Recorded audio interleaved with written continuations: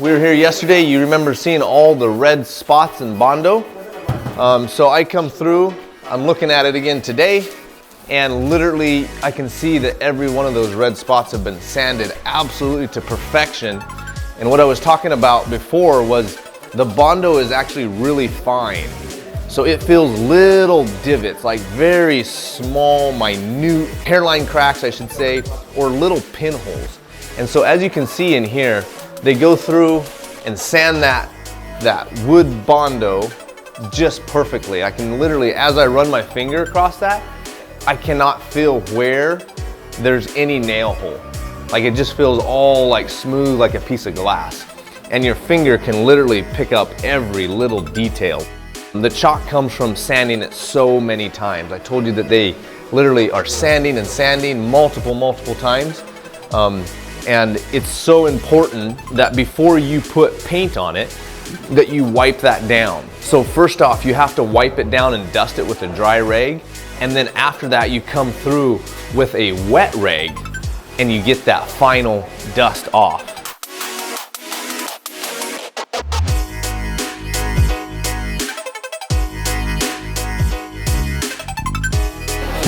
What's up, Jason? How's it going? So, same thing. I can see a little bit of wood filler on there, some Bondo. They've got the walls masked off completely, so all the walls are masked off, so when they go to paint, they're not gonna get any of the paint on the walls.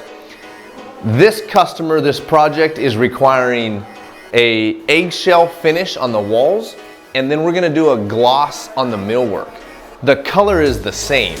So what's cool about this is you're only gonna get a sheen difference, but the color is gonna be exactly the same. In order to just change the sheen on this millwork, we have to completely cover the walls as if we were changing color, any type of material, or the sheen.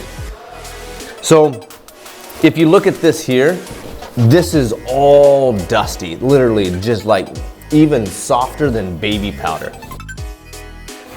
And that just dusts up like that.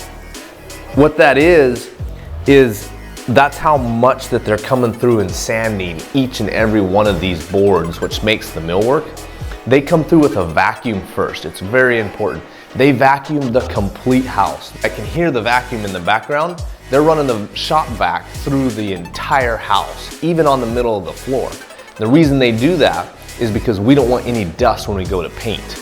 Even when that little bit of dust floats over and sets on top of our millwork, that's not what we want. So they're going through and doing an extensive cleaning even after they're done sanding, masking, caulking, double check the Bondo, sanding the Bondo, and then they come back on the final thing and touch up the Bondo. Then they come back and literally are wiping everything down with a dry rag and then a wet rag.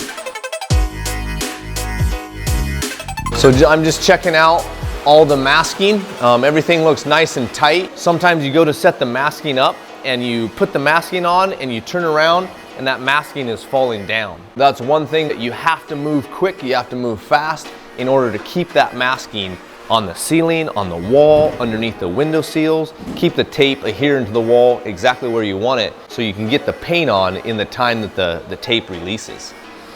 So how good are your eyes?